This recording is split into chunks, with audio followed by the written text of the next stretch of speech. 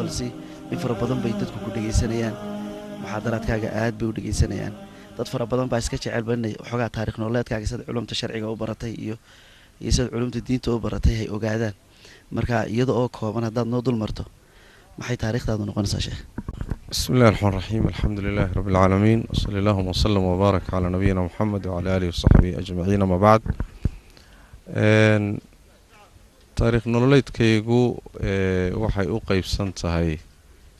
Kenya iyo Soomaaliya iyo Ethiopia intaba dhamaantood midba waqti baan ku noolaa waxna waan ku bartay tacliinta asaasiga ah Soomaaliya ku bartay quraanka kariimka waxaan ku bartay Ethiopia Kenya macaahid sharciyan kaga baxay kadibna waxaan uga gudbay wadanka Sacuudiga magaalada Madiina jaamacada Islaamiyan ka soo qalin jabiyay markay ahayd 1993 wixii inta ka dambeeyay Kenya ku soo noqday magaalada Nairobi halkaasoo ilaa hadda laga soo gaaro taqriiban aan ku noolaa inaan safar aado mooyaan meeshaasaan u badnaa laakiin waxa badan safartayda oo dibadahaas Soomaalida qurbaha jirta ama Afrika ama Europe ama ilaa Canada Australia dhulalkaasoo dhan waan marmaraa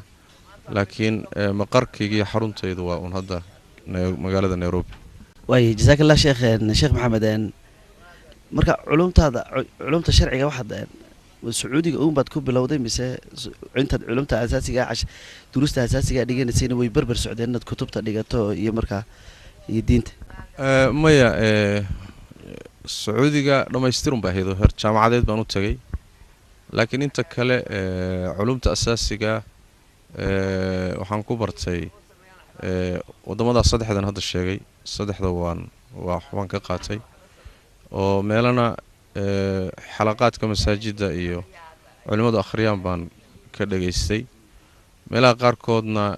iskuulaan ka galay oo iskuuladan caadiga ah baan galay macallin baan noqday xataa markii macallin iskuul baan noqday markii dambana macad sharciyan ka baxay oo culumtii xalaqaadka macadka sharcigan maray Sacuudiga dhamaystiran buu ahaa laakiin inta kale waxaan ku qaatay saddexda wadan ayaan ku qaatay